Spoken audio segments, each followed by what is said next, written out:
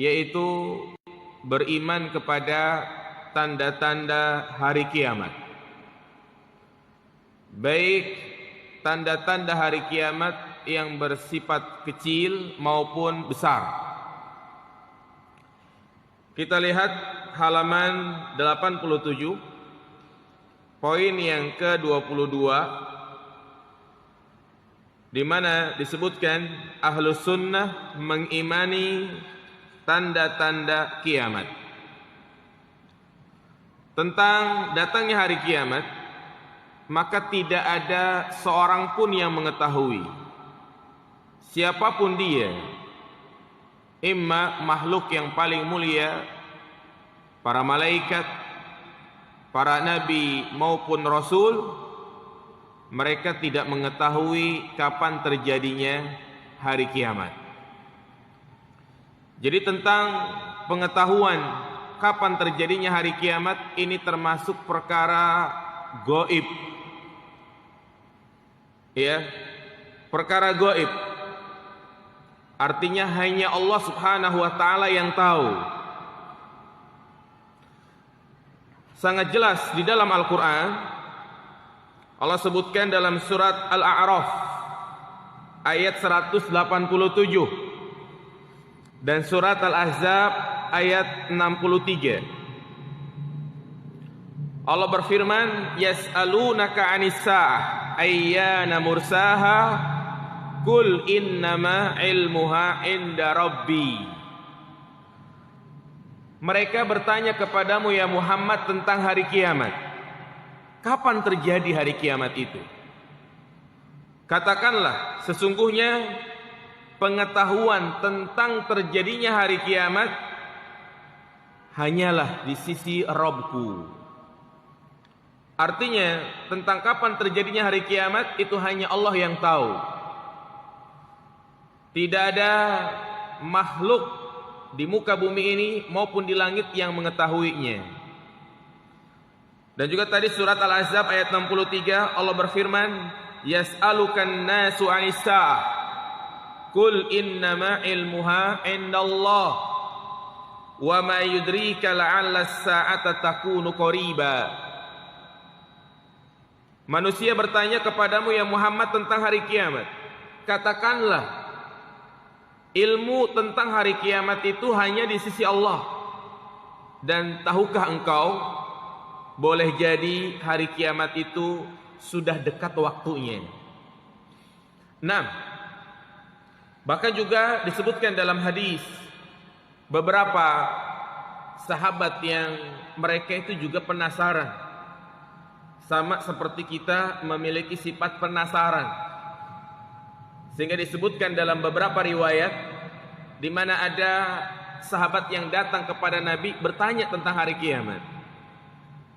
Di antaranya dari sahabat Anas bin Malik, ada seorang Arab Badui datang menemui Rasulullah selaya bertanya, "Ya Rasulullah, matas sa'ah?" Wahai Rasulullah, kapan terjadinya hari kiamat? Maka beliau tidak menjawabnya, tapi balik bertanya, "Talaha, apa yang sudah engkau persiapkan untuk menghadapi hari kiamat tersebut?" Karena hari kiamat adalah peristiwa yang sangat dahsyat. Hari di mana Allah Subhanahu wa taala akan menampakkan semua perbuatan yang kita lakukan selama hidup di dunia. Isi hati kita akan dibongkar oleh Allah Subhanahu wa taala. Walaupun saat ini mungkin kita lupa, tapi nanti pada hari kiamat semuanya mengingat apa yang pernah dia lakukan selama hidup di dunia. Fa idza ja'atit tammatul kubra yauma yatadzakkarul insanu ma sa'a. Ketika datang malapetaka yang sangat dahsyat, malapetaka yang sangat besar, maka manusia akan mengingat apa saja yang dia perbuat.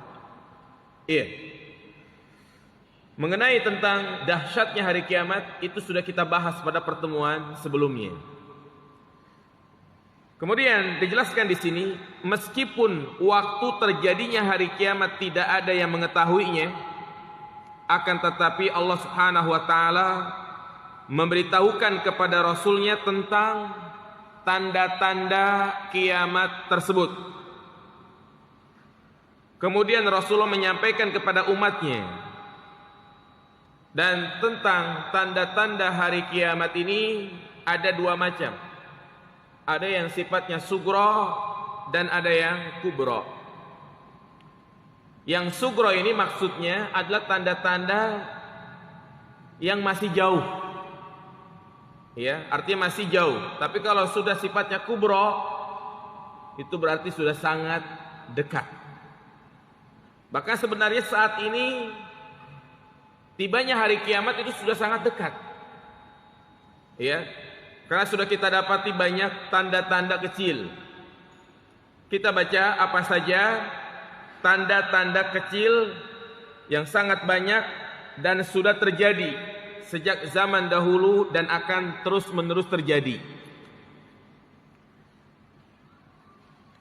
Di antaranya adalah diutusnya Nabi kita Muhammad sallallahu alaihi wasallam dan diwafatkannya beliau.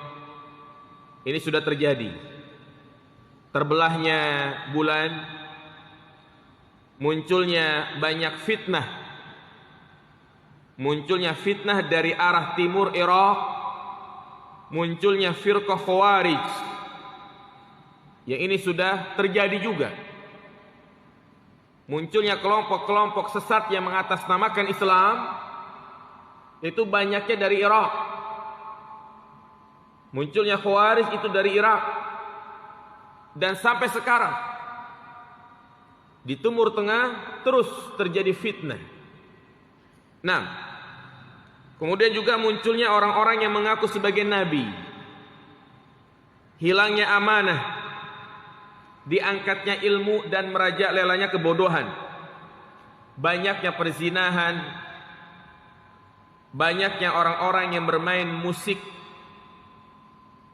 Bahkan bukan hanya bermain musik tapi menghalalkan musik. Sebagaimana Rasulullah pernah menyampaikan, akan datang di tengah-tengah umatku yang mereka menghalalkan musik, menghalalkan riba, menghalalkan zina. Dan itu sudah terjadi. Riba, bagaimana caranya agar manusia tertipu, agar umat Islam, ya, melanggar larangan ini, dikemas dengan kemasan yang indah. Riba disebut dengan bunga.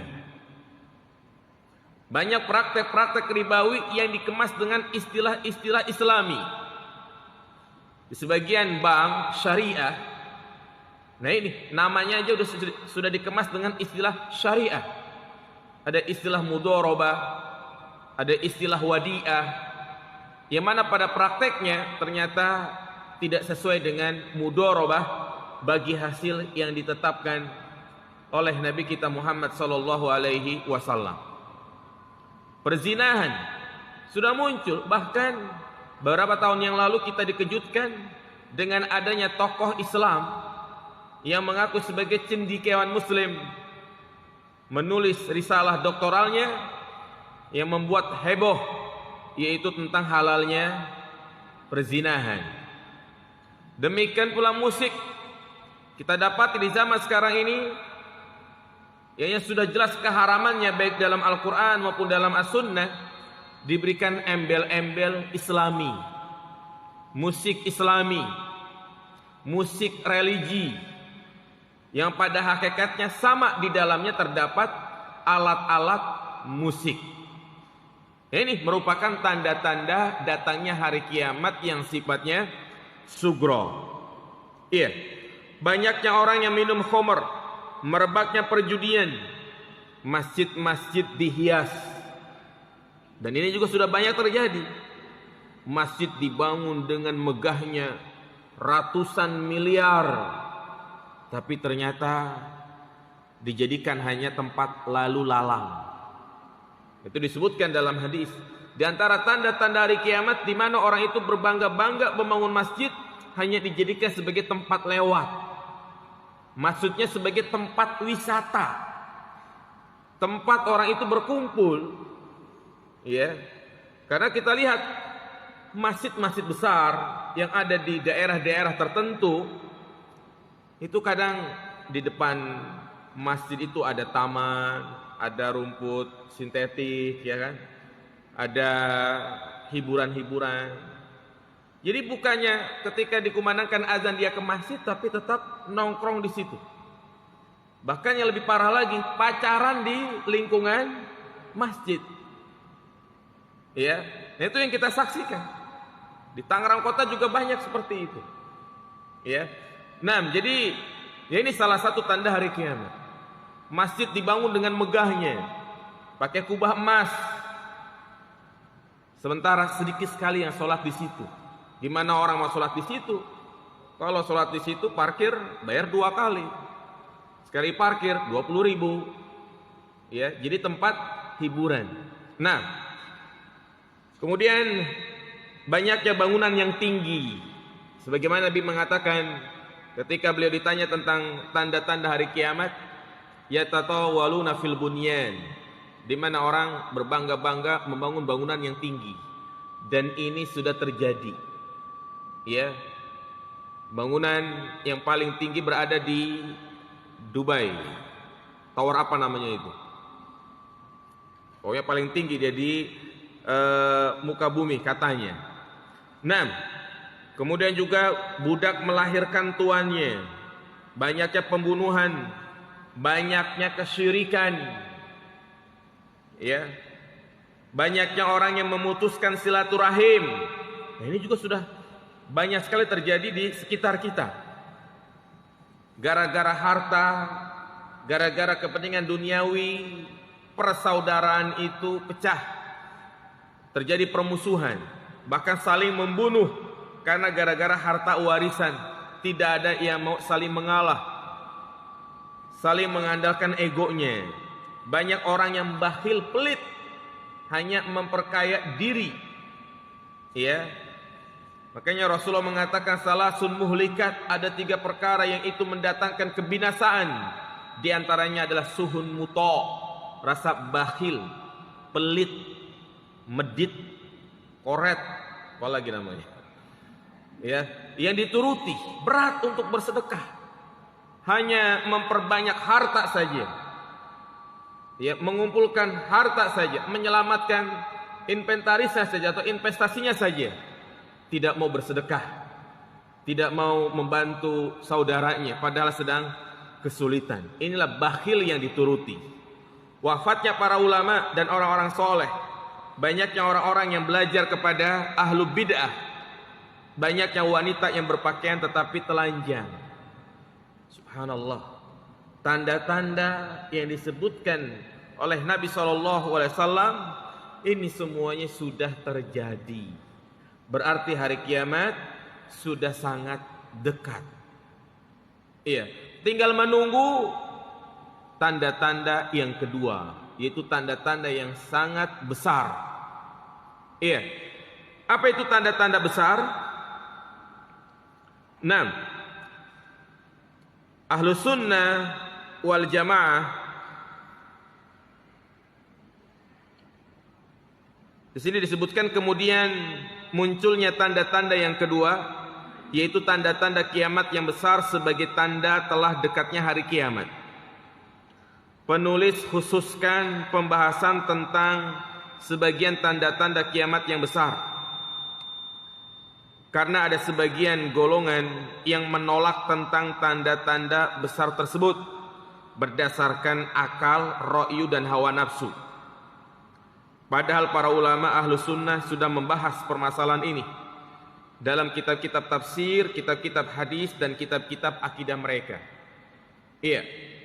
Jadi pengarang, penulis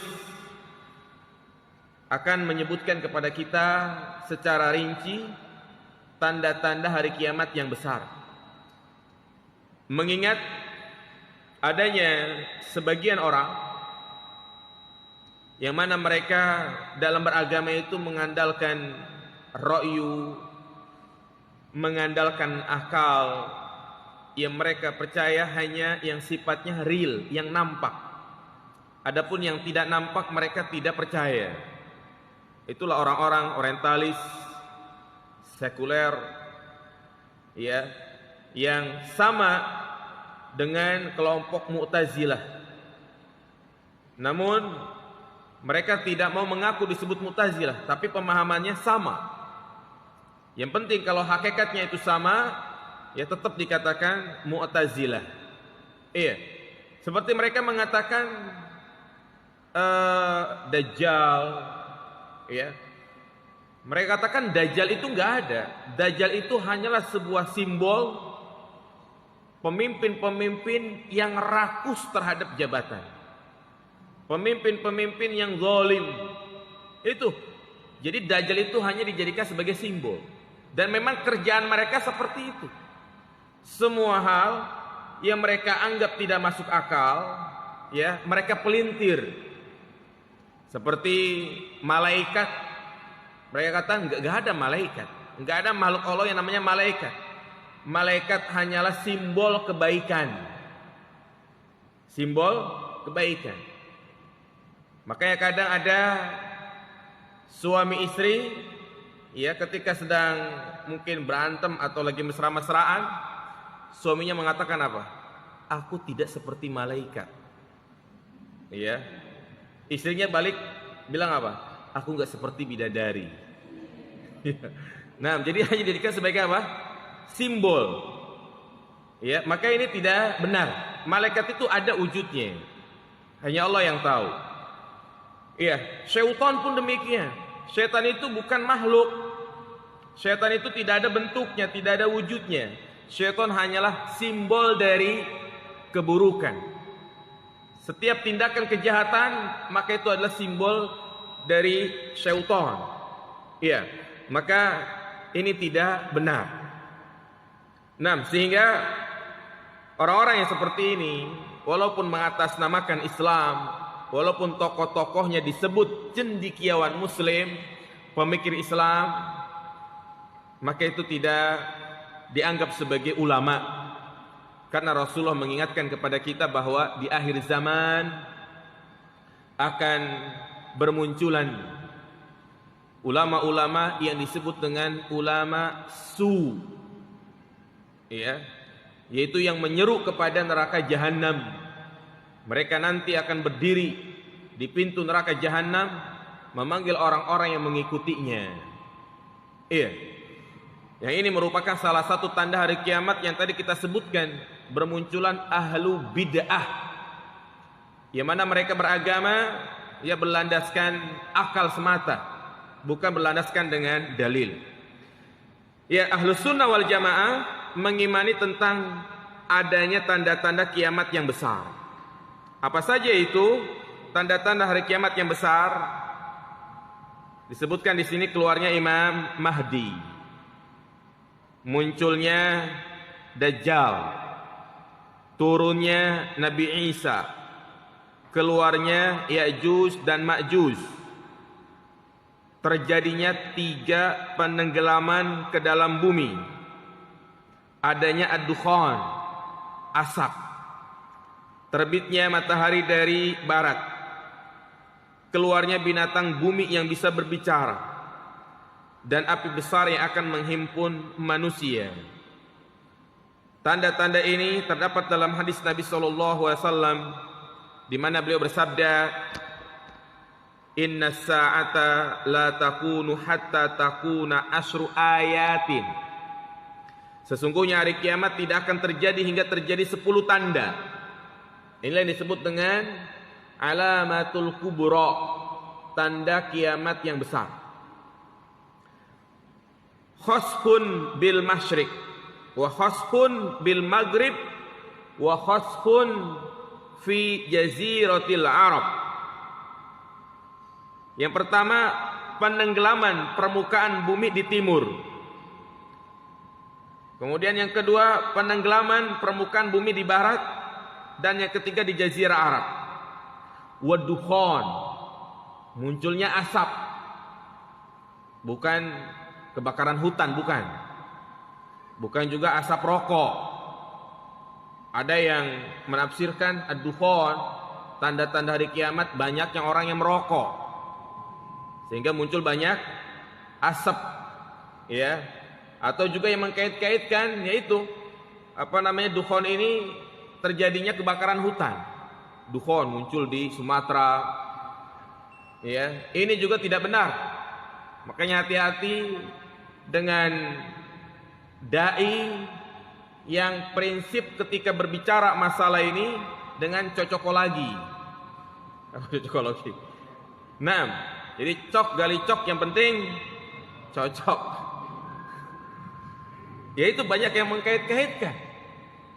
Dulu ketika awal-awal munculnya ISIS yang membawa bendera hitam bertuliskan kalimat tauhid, siapa itu pemimpinnya itu? Abdurrahman al-Baghdadi ya. Nah, dianggap itu adalah Imam Mahdi yang membawa keadilan. Ya. Ternyata tidak benar. Iya, kemudian juga banyak pokoknya mereka itu mengada-ngada simbol-simbol Dajjal, semua hal yang bentuknya segitiga dikatakan simbol Dajjal. Di Zamzam Tower itu kan di atas menaranya ada ada bulan sabit ya. Nah, itu dianggap sebagai tanduk syaitan. Nauzubillah, ini pemikiran-pemikiran yang sesat. Ya, setiap ada simbol segitiga dianggap simbol Dajjal. Seperti yang ramai itu waktu itu ada masjid yang segitiga itu di mana itu? Cipularang ya. Nah, dianggap masjid Dajjal. Nanti lama-lama terigu yang segitiga disebut simbol Dajjal. Nah, wad Dajjal dan Dajjal. Wadabatul ardi, keluarnya binatang bumi. Wa Ya'juj wa Ma'juj, dan Ma'juj dan Ma'juj. Ya'juj dan Ma'juj. Wa tulu syamsi min maghribiha, terbitnya matahari dari barat. Wa narun takhruju min qu'rati adanin tarhalun nas, kemudian api yang keluar dari dasar bumi Aden yang menggiring manusia. Dan wa nuzulu Isa bin Maryam alaihi salam, dan turunnya Isa bin Maryam. Ini ada berapa tanda? 10. 10 ini bukanlah sebagai pembatasan. Masih ada tanda-tanda yang lain. Dan 10 ini bukan pula berarti berurutan. Jadi yang pertama terjadi ini, yang kedua ini, tidak. Ini hanyalah penyebutan saja. Ya. Bukan berarti 10 poin ini dari angka 1 sampai angka 10 itu berurutan, tidak. Nah, jadi itu 10 tanda besar. Kemudian berikutnya kita akan bahas satu persatu dari tanda-tanda hari kiamat yang 10 tadi. Ya. Agar kita lebih jelas dan lebih paham. Dan ingat, pembicaraan tentang hari kiamat itu kan sifatnya gaib. Kita mempelajari tentang tanda-tanda hari kiamat, ya tidak boleh ngasal, tapi berusaha untuk berlandaskan dalil. Nah, para ulama menyebutkan bahwa tanda hari kiamat yang besar itu dimulai dari keluarnya Imam Mahdi. Iya. Kemudian nanti berbarengan, setelah Imam Mahdi munculnya Dajjal, dan juga munculnya atau turunnya Nabi Isa. Yang pertama kita bahas dulu tentang Imam Mahdi. Ya, ada bukunya, bisa dilihat halaman 91. Kita baca.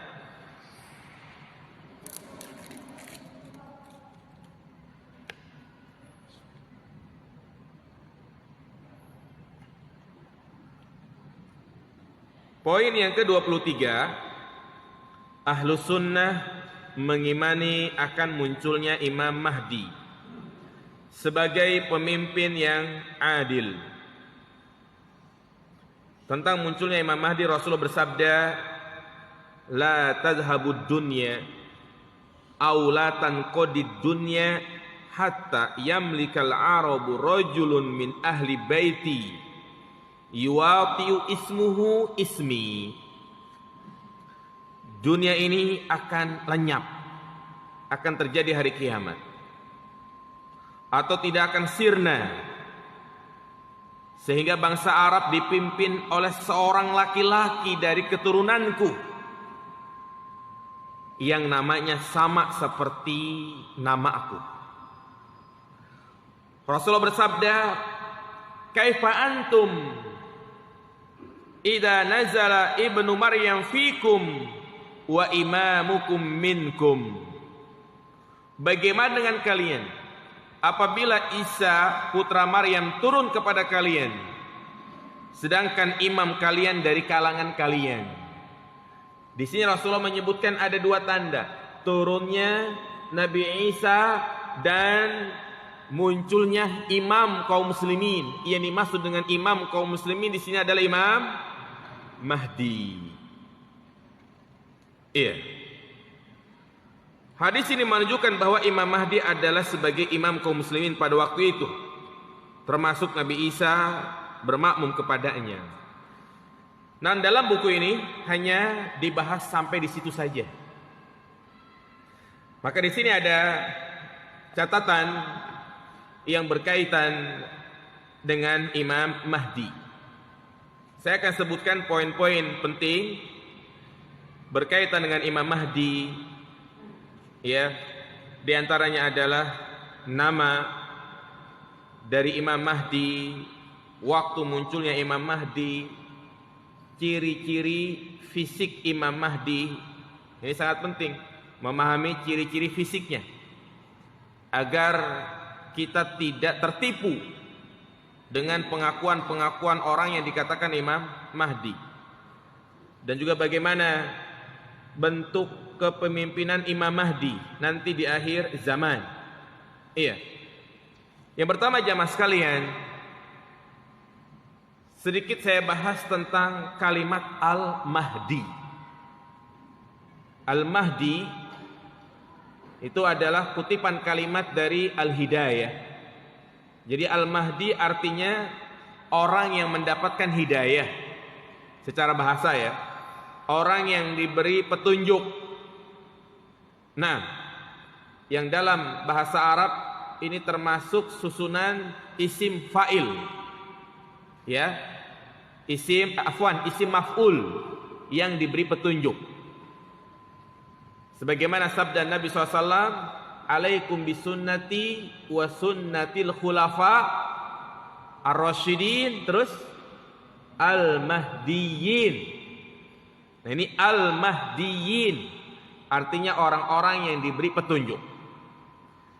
Namun yang dimaksud dengan al-mahdi dalam pembicaraan masalah akidah, dalam pembahasan kita ini, dia adalah Imam Mahdi yang dikabarkan oleh Nabi SAW yang akan muncul di akhir zaman, yang mana kedatangan Imam Mahdi ini akan menguatkan agama Islam, menyebarkan keadilan, di mana manusia akan hidup sejahtera, tidak ada orang-orang miskin, semuanya hidup dalam keadaan berkecukupan. Bahkan syariat Islam ditegakkan, hukum-hukum Islam yang saat itu tidak ditegakkan di muka bumi, maka akan ditegakkan kembali. Kerajaan Islam akan terbentuk, berada di bawah kekuasaan satu imam yang adil, yang agung, yaitu Imam Mahdi. Itulah pembicaraan kita tentang Imam Mahdi, imam yang adil, yang menjadi khalifah, yang menjadi pemimpin kaum muslimin. Walaupun dikatakan di sini yamliku hatta yamlikal Arab rajulun, dikatakan dia hanya menguasai bangsa Arab saja, tidak. Tapi Imam Mahdi ini akan menguasai bangsa Arab dan juga non-Arab. Ya, Seperti orang kita dikatakan non Arab, ajami, maka termasuk di bawah kepemimpinan Imam Mahdi. Perlu kita ketahui bahwasanya mengenai Imam Mahdi ini kita lihat banyak orang yang berbeda pandangan. Ya. Sekurang-kurangnya ada 4 pandangan manusia tentang Imam Mahdi. Di antaranya ada yang berpendapat bahwa Imam Mahdi itu adalah Nabi Isa. Ya, jadi Imam Mahdi yang dimaksud itu adalah Nabi Isa. Pendapat yang kedua mengatakan Imam Mahdi itu adalah pemimpin yang hidup di zaman Bani Abbasiyah. Dan ini sudah berlalu. Karena kan setelah zaman Nabi SAW, zaman Khalifah, kemudian Islam berkembang di bawah kekuasaan dinasti Umayyah. Yang mengawali dinasti ini adalah Muawiyah bin Abi Sufyan. Kemudian setelah itu dinasti Abbasiyah. Nah ini pendapat yang kedua mengatakan ya Imam Mahdi adalah pemimpin yang ada di masa Bani Abbasiyah. Iya. Pendapat yang ketiga mengatakan Imam Mahdi adalah salah satu imam orang-orang Syiah Ar-Rafidah. Yang jumlahnya ada berapa imam itu? Ada 12. Ya. Yang mereka anggap Imam Mahdi itu adalah Muhammad bin Al-Hasan Al-Ashkari Al-Muntazor, keturunan Al-Husain. Dan ini pun sudah berlalu. Ya, ini pendapat-pendapat yang menjelaskan tentang Imam Mahdi. Maka pendapat Ahlus Sunnah wal Jamaah, karena kita berbicara tentang prinsip akidah Ahlus Sunnah wal Jamaah. Bagaimanakah Ahlus Sunnah wal Jamaah memahami Imam Mahdi? Imam Mahdi adalah keturunan dari cucunya Rasulullah SAW, yaitu Al-Hasan. Al-Hasan bin siapa bapaknya? Bin Ali bin Abi Thalib. Ya, jadi masih keturunan Rasulullah SAW dari putrinya Fatimah. Dia akan datang di akhir zaman memerangi segala bentuk kezoliman, yang akan menerangi dunia ini dengan keadilan. Itulah Imam Mahdi yang dimaksud menurut Ahlus Sunnah wal Jamaah. Ya, ini yang harus kita yakini jamaah sekalian. Jadi Imam Mahdi itu bukan dongeng. Imam Mahdi itu bukan simbol. Imam Mahdi bukan yang tadi 3 pendapat yang kita sebutkan, tapi Imam Mahdi adalah imam kaum muslimin. Ya, yang akan membawa keadilan yang sebelumnya dunia ini dipenuhi dengan kezoliman. Paham jemaah sekalian? Iya. Kemudian nama Imam Mahdi. Iya. Jadi Imam Mahdi ini hanyalah julukan. Lalu namanya siapa? Namanya adalah sebagaimana Rasul bersabda, la yadhhabud dunya hatta yamlikal arabu rajulun min ahli baiti yuwati ismuhu ismi. Dunia ini tidak akan lenyap atau tidak akan sirna sehingga bangsa Arab dipimpin oleh seorang laki-laki dari keturunanku yang namanya sama dengan namaku. Ini kata siapa ini? Kata Nabi. Berarti namanya adalah siapa? Muhammad. Nabi kita adalah Nabi Muhammad, berarti namanya dia juga Muhammad. Ya. Kemudian siapa nama bapaknya? Nabi mengatakan min ahli baiti yuwati'u ismuhu ismi wa ismu abihi ismu abi. Dari keturunanku akan ada orang yang sama namanya dengan namaku. Dan juga bukan hanya namanya sama dengan nama Nabi, tapi nama bapaknya sama dengan nama Nabi kita Muhammad SAW. Nama bapaknya Nabi kita yaitu siapa? Abdullah. Berarti namanya adalah Muhammad bin Abdillah. Itu namanya. Ya, dari keturunan Fatimah. Dari keturunan Fatimah. Apa kata Nabi? Al-Mahdi min itri min waladi Fatimah. Sesungguhnya Imam Mahdi itu dari keturunanku, dari jalur Fatimah. Iya. Kalau dari jalur Fatimah kan banyak tuh. Ada Hasan, ada Husain. Dari jalur mana tadi? Hasan atau Husain? Hasan. Ini menurut Ahlus Sunnah. Adapun menurut orang Syiah itu berasal dari Al-Husain. Sehingga julukan Imam Mahdi adalah Muhammad bin Abdullah Al-Alawi Al-Fatimi Al-Hasani. Al-Alawi Al-Fatimi Al-Hasani. Al-Alawi yaitu keturunan siapa? Ali bin Abi Thalib. Ya. Kemudian Al-Fatimi dari jalur Fatimah.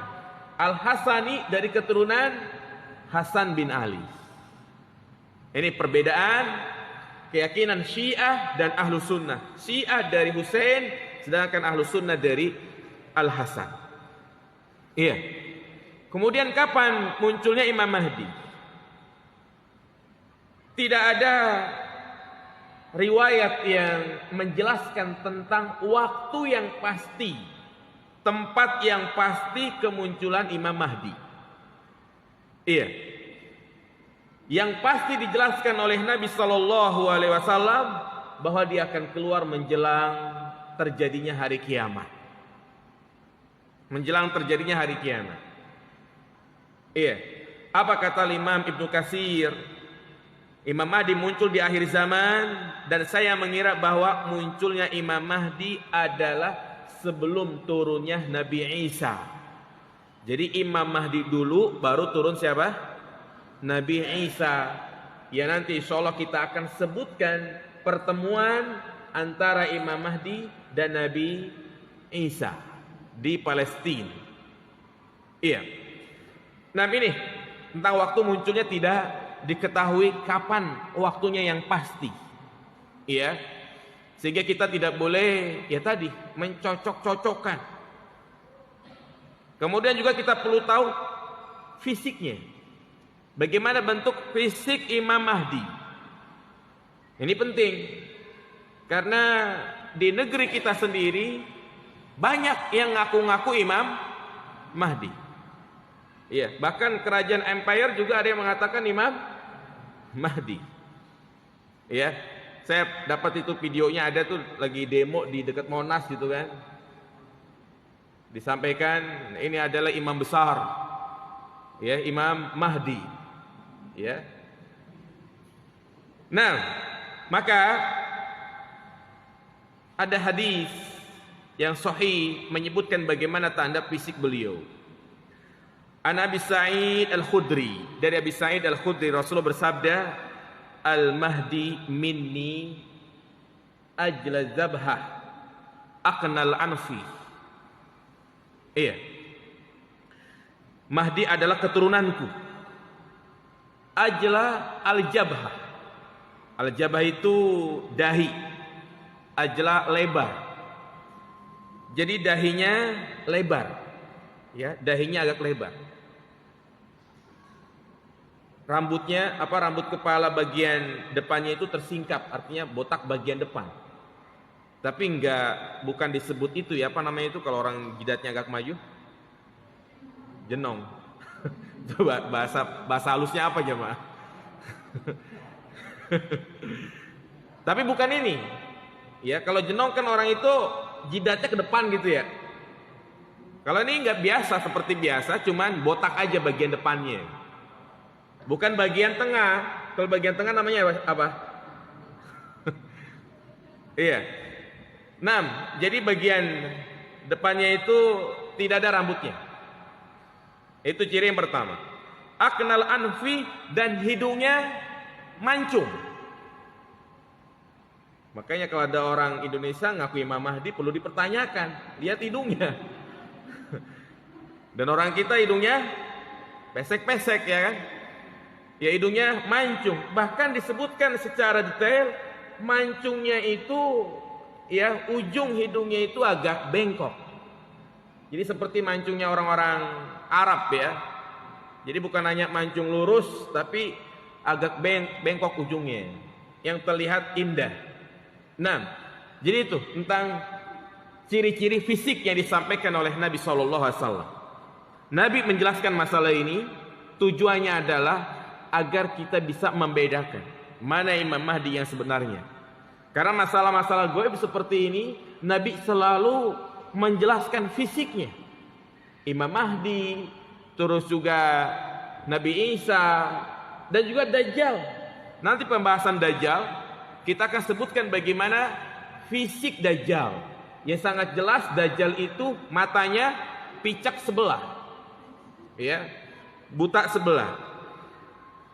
Nah, ini sedikit tentang ciri fisik Imam Mahdi. Sudah, riwayat yang menjelaskan tentang ciri fisik beliau hanya sampai di sini. Dan kita nggak boleh nambah-nambah, jangkung, tinggi, ya, terus dadanya lebar. Nggak boleh seperti itu, karena itu namanya menambah-nambahi sesuatu yang tidak ada dasarnya dari Nabi Shallallahu Alaihi Wasallam. Iya. Kemudian bagaimana kondisi umat manusia, khususnya kaum muslimin di zaman Imam Mahdi? Nah, kita baca ada 3 riwayat di mana Nabi SAW menggambarkan dan menjelaskan kondisi umat Islam yang penuh dengan kejayaan, kemakmuran. Yang pertama hadis dari Abi Sa'id Al-Khudri. Qala Rasulullah sallallahu alaihi wasallam, Al-Mahdi minni ajla jabhah, aqnal anfi, yamla'ul arda qista wa adla, kama muliat jawran wa zulma yamliku sab'i sinin. Imam Mahdi dari keturunanku, ya, yang botak bagian depan kepalanya dan mancung hidungnya. Di masa Imam Mahdi akan tersebar keadilan di muka bumi, sebagaimana sebelumnya penuh dengan kezoliman dan kelaliman. Jadi sebelumnya umat Islam itu zolim, dipimpin oleh imam yang zolim, jauh. Kemudian ya, kemunculan Imam Mahdi kembali menjadi makmur dan adil. Yamliku sab'i sinin, yang dia akan berkuasa selama 7 tahun. Iya. Kemudian ada yang bertanya, dijelaskan dalam hadis ini kama muliat jauran wa zulma, sebelumnya umat manusia itu dipimpin oleh pemimpin yang zalim. Kemudian munculnya Imam Mahdi. Di sini ada syubhat. Ada syubhat yang beredar, sebagian gerakan-gerakan yang mengatasnamakan Islam, yang mereka ngotot untuk membolehkan demonstrasi, membolehkan memberontak. Mereka berkesimpulan dari hadis ini, tuh, Imam Mahdi memberontak kepada imam yang zalim. Iya, mereka katakan seperti itu. Sebelumnya dipimpin oleh imam yang zalim, pemimpin yang zalim. Kemudian Imam Mahdi memberontak, sehingga Imam Mahdi menjadi pemimpin yang adil. Ini kata mereka. Sehingga dalam hadis ini menunjukkan bolehnya kita memberontak kepada imam yang zalim. Setuju gak jamaah sekalian? Tentu Ahlus Sunnah wal Jamaah memahami hadis tersebut tidak seperti itu. Inilah yang disebut dengan syubhat. Syubhat itu ada kerancuan dalam memahami hadis, sehingga yang benar dianggap salah, yang salah dianggap benar. Yang biasanya orang seperti ini itu menetapkan hukum dulu, menetapkan sebuah statement, baru dia itu mencari-cari dalil. Ya, ketika dia mungkin misalnya sering ya pacaran misalnya gitu ya, dia cari berusaha bagaimana agar bisa mendapatkan dalil bolehnya pacaran. Ternyata dia dapati dalil, ya ayyuhalladzi Ya ayuhan nasu inna khalaqnakum min dzakarin aw unsa wa ja'alnakum syu'uban wa qabaila lita'arafu. Wahai manusia, sesungguhnya kami menciptakan kalian itu bersuku-suku, berbangsa-bangsa agar kalian lita'arafu, saling mengenal. Ta'aruf di sini ada kata-kata apa? Ta'aruf. Berarti boleh ta'aruf, pacaran gitu. Ya. Nah, ini salah dalam memahami dalil. Ini juga sama. Ini tidak benar. Ya. Maka yang benar kalau kita baca keterangan-keterangan para ulama bahwasanya Imam Mahdi itu diserahkan. Jadi bukan beliau melakukan pemberontakan, tidak. Tapi beliau diserahkan kepemimpinan. Ya.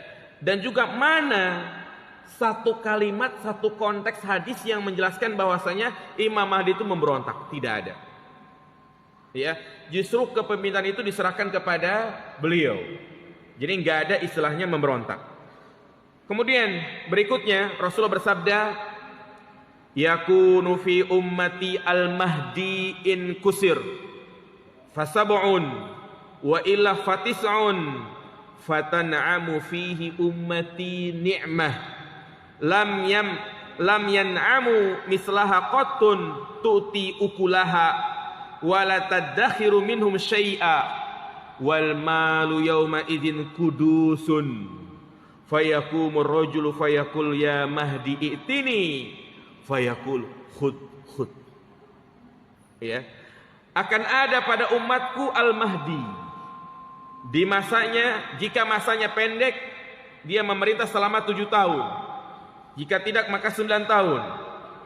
Pada masa itu umatku, umat Islam akan mendapatkan kenikmatan yang belum pernah mereka rasakan sebelumnya.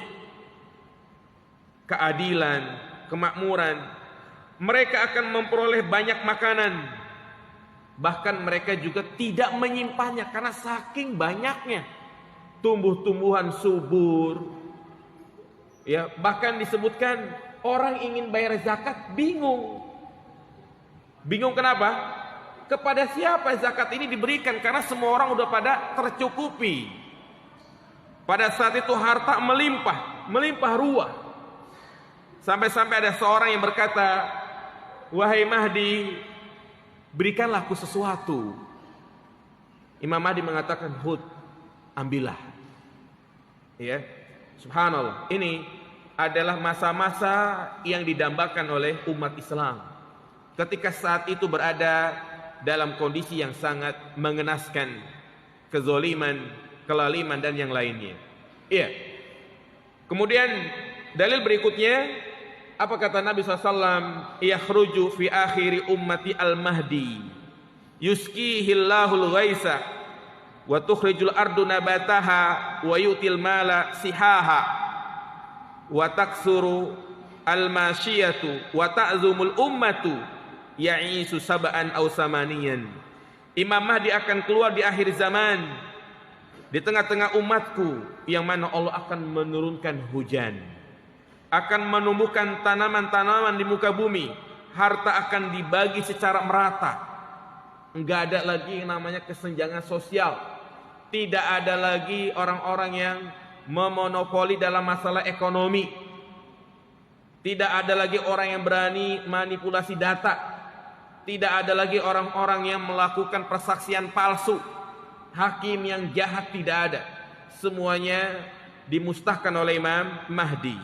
Binatang ternak akan semakin banyak. Begitu juga umat Islam akan bertambah besar. Ya. Dan berapa tahun itu Imam Mahdi berkuasa? Selama 7 atau sampai 8 tahun. Ada juga yang mengatakan 9 tahun. Nah, kemudian di manakah Imam Mahdi akan muncul? Ya. Tidak ada riwayat yang menjelaskan secara pasti tentang di kota mana, di daerah mana Imam Mahdi akan muncul. Sebagian ulama mengatakan bahwa tempat munculnya Imam Mahdi itu di Jazirah Arab dari arah timur. Sehingga sebagian mereka menyimpulkan itu muncul dari Madinah, ya, dari kota Madinah. Tapi ini juga pendapat yang perlu membutuhkan dasar yang kuat, ya. Yang ada itu hanya dikatakan dari Jazirah Arab, dari timur, tidak ditegaskan dari Madinah. Nah, jadi saat itu jamaah sekalian, ketika kaum muslimin sudah hidup makmur, maka di saat yang bersamaan Allah Subhanahu wa taala juga turunkan Nabi Isa. Ini juga ada pembahasannya secara lengkap tentang turunnya Nabi Isa. Ya, nanti pada poin setelah Dajjal, ya, kita bahas Dajjal, baru nanti turunnya Nabi Isa. Nah, itu bersamaan tuh. Nabi Isa turun, Imam Mahdi muncul, bahkan Dajjal pun akan keluar. Sehingga 3 tanda ini menjadi tanda terjadinya hari kiamat besar. Iya. Maka ketika Dajjal membuat fitnah di muka bumi ini, dan tidak ada permukaan bumi yang tidak diinjak oleh Dajjal.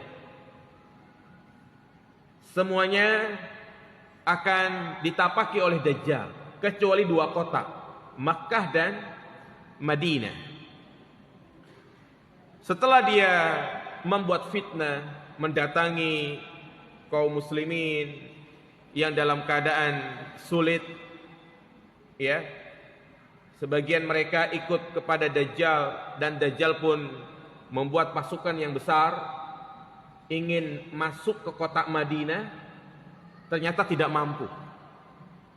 Dia hanya berdiri di sebuah bukit yang biasanya kalau kita ke Madinah itu, ya, kita akan melihat ada sebuah bukit yang disebutkan itu adalah bukit tempat berdirinya Dajjal.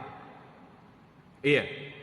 Namun ada juga orang yang cocokologi, ada di Madinah itu ada bukit, di situ istana raja.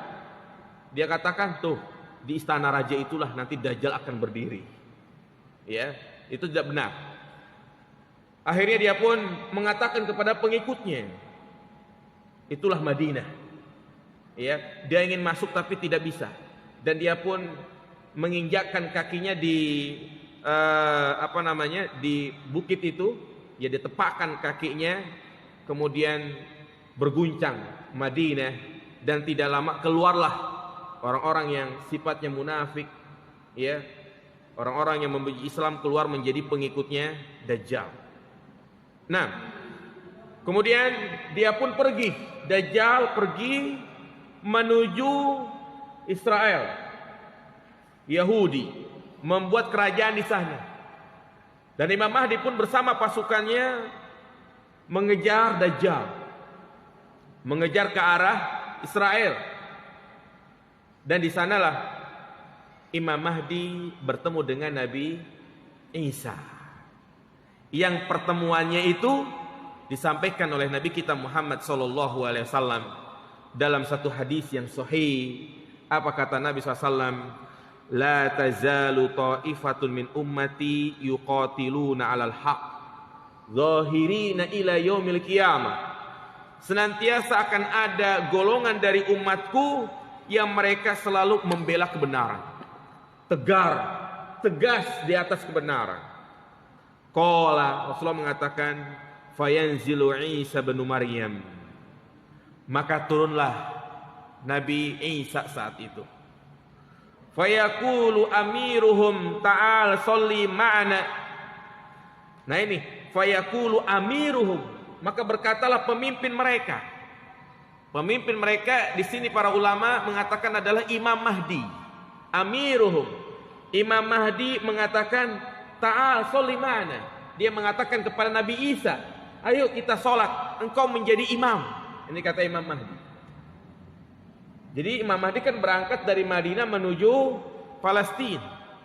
Ya, karena kita tahu nanti kita akan bahas turunnya Nabi Isa, yaitu di Menara Putih yang ada di Palestina. Nah, Jadi setelah bertemu ya Nabi Isa disuruh menjadi imam. Fayaqul, kata Nabi Isa, la, jangan aku.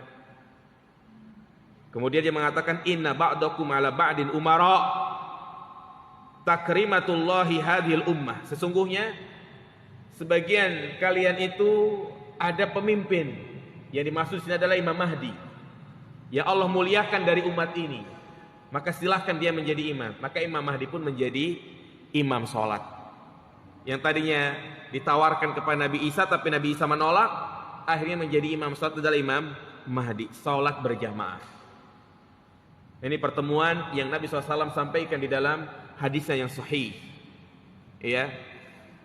Dan ini juga menunjukkan kepada kita bahwa Nabi Isa alaihissalam ketika nanti Allah turunkan ke muka bumi ini, dia tidak membawa dan tidak mendakwahkan agama yang sebelumnya ia dakwahkan. Dia mendakwahkan agama apa? Nasrani. Ya. Tapi Nabi Isa mengikuti syariat dan ajarannya Nabi kita Muhammad sallallahu alaihi wasallam. Maka ini bantahan telak kepada orang-orang Nasrani yang sampai sekarang mereka itu mengikuti ajarannya Nabi Isa, padahal nabinya sendiri nanti pada hari kiamat akan mengikuti ajarannya Nabi kita Muhammad sallallahu alaihi wasallam. Sesuai dengan keumuman sabda Nabi, "Fawalladzi nafsi biyadihi la yu'minu bi ahadun min hadhil ummah yahudiyyun wala nasraniyyun summa yamutu wa lam yu'min billadzi ursiltu bihi illa kana min ashabin nar." Demi jiwaku berada di tangannya, tidaklah beriman salah seorang dari umat ini, baik itu Yahudi maupun Nasrani, yang mana apabila mereka meninggal dunia dalam keadaan tidak mengikuti risalahku, maka dia termasuk penghuni neraka. Subhanallah. Makanya Imam Mahdi Nabi Isa ikut risalahnya yang dibawa oleh Nabi kita Muhammad sallallahu alaihi wasallam. Subhanallah. Makanya di antara keutamaan Nabi Isa, jemaah sekalian, Nabi Isa selain disebut sebagai nabi, dia juga seorang rasul dan dia juga sebagai sahabat Rasulullah sallallahu alaihi wasallam. Loh, kok disebut sahabat? Emang Nabi Isa pernah ketemu dengan Nabi kita Muhammad? Pernah nggak jemaah? Di mana? Ketika Isra Mi'raj. Apakah nabi-nabi yang lain juga dikatakan sahabat? Di langit pertama ketemu dengan Nabi Adam, ketemu dengan Nabi Yusuf, bertemu dengan Nabi Harun, bertemu dengan Nabi Musa, bertemu dengan Nabi Ibrahim. Apakah mereka juga sahabat? La, karena semuanya sudah meninggal kecuali Nabi Isa. Inilah keimanan yang harus mantap di dalam hati kita, bahwa sampai sekarang Nabi Isa itu belum mati, tapi ada di atas langit yang insya Allah akan turun. Ingat, kewajiban kita hanya mengimani saja. Jangan nanya ngalor ngidul. Jangan nanya kalau Nabi Isa di atas terus gimana nanti kalau makan minum ada warung. Ya, wallahu a'lam. Ya, jadi itu jamaah yang dirahmati Allah Subhanahu wa taala, berkenaan dengan tanda hari kiamat yang pertama, itu tanda hari kiamat yang besar, munculnya Imam Mahdi.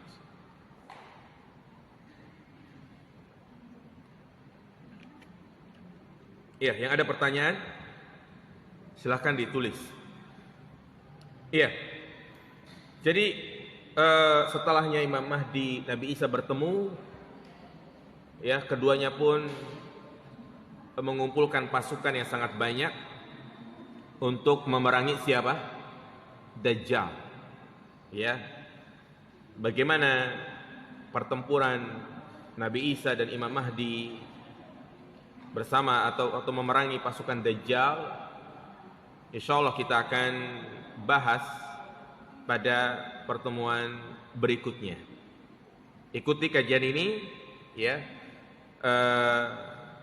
karena berikutnya di poin yang ke-24, Ahlus Sunnah mengimani keluarnya Dajjal di akhir zaman.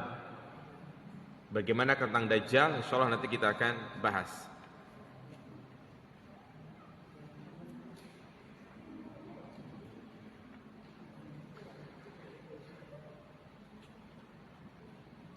Iya.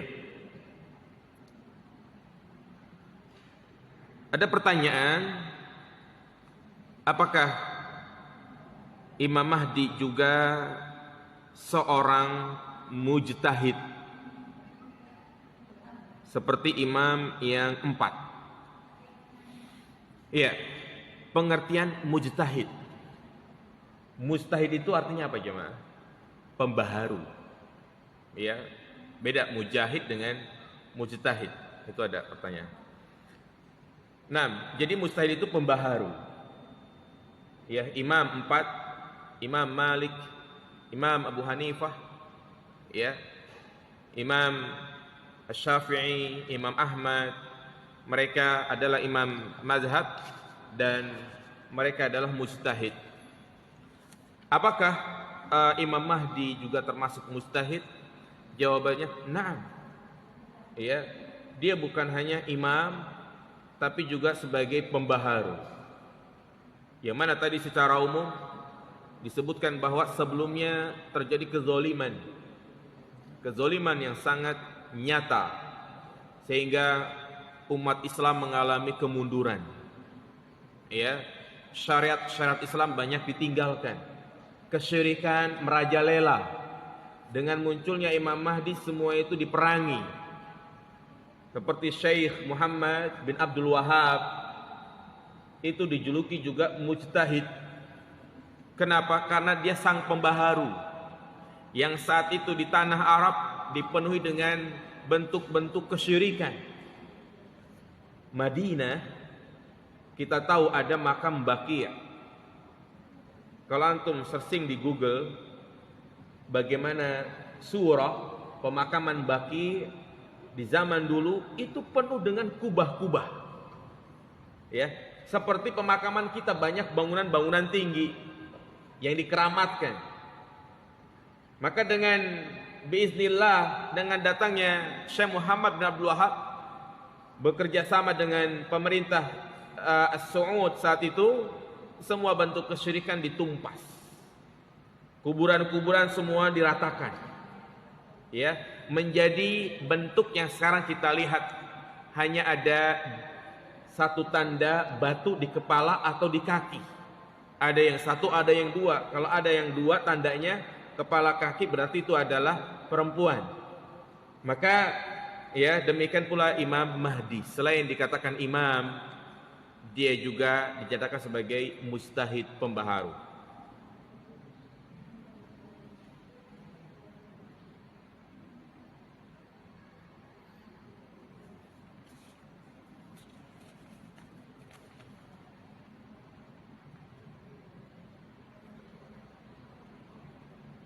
Apakah saat kita atau wanita haid boleh duduk di antara saf solat tanpa bergeser ke pinggir saf? Mohon nasihatnya Ustaz. Iya. Nah, tentang masalah ini jamaah sekalian, ya, sebagaimana yang pernah saya singgung bahwa pendapat yang terkuat bahwasanya wanita haid boleh berdiam diri di masjid. Ya. Bahkan pendapat yang saya pegang dari pendapat-pendapat ulama, wanita haid juga boleh membaca Al-Qur'an walaupun dengan memakai mushaf. Ya tentu ini adalah masalah khilafiyah. Iya. Kemudian yang kedua, kalau memang wanita haid dia berada di masjid, bagaimana kalau dia duduk di antara shaf? Maka ini tidak boleh. Ya, tidak boleh. Kenapa? Karena yang pertama, ya, dia memutus shaf. Ya, dia memutus shaf. Sehingga tidak rapi shaf itu. Karena di situ ada orang yang sedang apa? Yang sedang duduk. Hal ini sama seperti tiang. Nabi saja mengingatkan, la tusallu baina sawari. Janganlah sekalian salat di antara apa? Dua tiang. Ya, artinya dua tiang ini dengan adanya tiang, shaf itu jadi terputus. Jadi Nabi SAW mengingatkan, Ya, tidak boleh seperti itu. Nah, demikian pula apabila ada wanita haid, maka sebaiknya dia minggir, sebaiknya dia ke belakang. Dan juga contoh yang kedua adalah perintah Nabi SAW kepada wanita untuk mengerjakan sholat Id. Yang mana kita tahu Nabi memerintahkan wanita mana saja, gadis pingitan, wanita yang sedang haid juga ikut ke lapangan. Nah, disebutkan bahwasanya yang wanita haid itu dia nunggu di belakang, mendengarkan khutbah, tidak gabung sholat. Jadi adabnya wanita yang sedang haid, maka dia minggir atau juga ke belakang, ya, agar tidak mengganggu orang yang sedang sholat.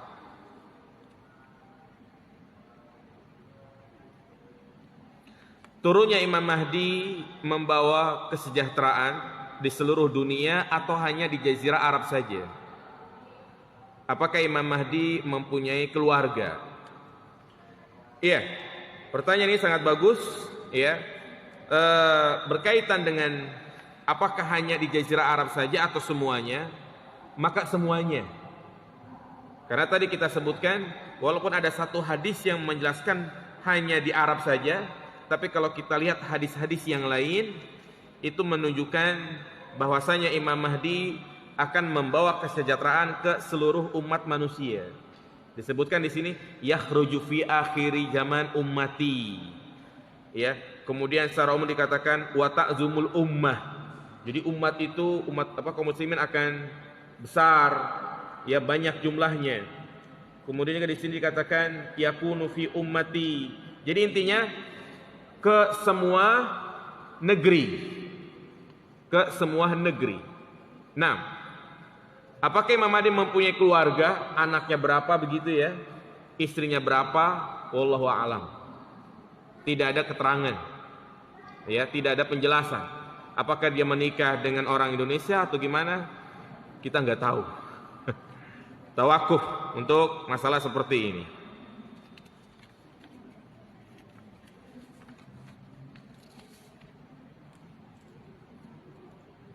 Sampai wilayah mana kekuasaan Imam Mahdi? Ya, tidak dijelaskan. Ya, tidak dijelaskan. Maka jawabannya wallahu alam, kita tidak tahu.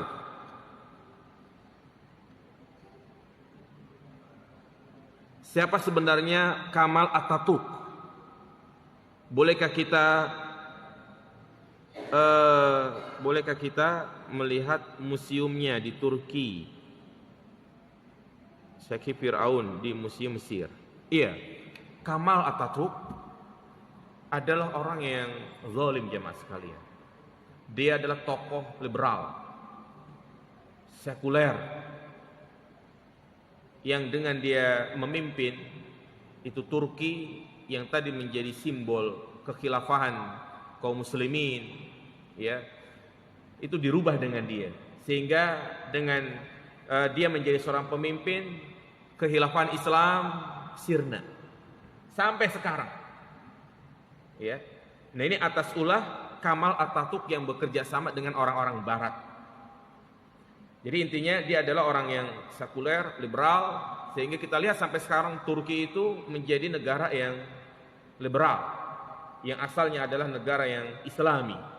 Artinya di sana menjadi simbol-simbol Islam. Ya, tapi karena dirubah oleh Kamal Atatürk, ya, maka berubah menjadi sistem ala barat. Kita lihat wanita-wanita yang di sana banyak yang mengumbar auratnya, ya. Bahkan saya mendengar di berita banyak dibolehkan pesta lesbian, gay, nauzubillah. Ya, tentang mendatangi museumnya boleh atau tidak, maka ini kembali kepada tujuan. Jika hanya sekedar sebagai pengetahuan, ya, ibrah, ya, yang penting di situ dia mendapatkan manfaat atau faedah, itu diperbolehkan. Karena hukum asal kita mendatangi sesuatu hukumnya adalah boleh selagi tidak ada unsur kemaksiatan di situ. Ya, tapi bukan berarti kita di situ untuk pengagungan. Kita hanya ingin tahu bagaimana literatur sejarah Islam. Ya, ini sangat penting untuk kita ketahui. Karena saat ini kita itu krisis sejarah Islam. Ya, krisis sejarah Islam. Kadang di sekolah itu hanya dijelaskan sampai Khalifah Ar-Rasyidin saja, ya kan? Enggak ada sekolah yang saya dapati, sekolah Islam, ya, itu yang buku pelajaran sejarahnya sampai dinasti Abbasiyah, enggak ada. Itu penting kita memahami bagaimana perjalanan sejarah Islam dari dinasti Umayyah, Abbasiyah sampai berakhir ini, sampai berakhir di Turki. Ya, nah itu penting, banyak buku-buku sejarah yang membahas masalah ini. Ya, kalau nggak salah itu ada 3 jilid. Pertama sejarah Rasulullah, sejarah Khulafaur Rasyidin, kemudian dinasti Umawi, kemudian juga ada jilid yang ketiga tentang dinasti Abbasiyah.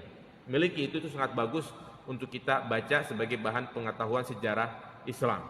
Tapi jangan sembarangan beli, karena kalau kita sembarangan beli buku, apalagi kita nggak tahu siapa penerbitnya, khawatir mengikuti pemahaman Syiah.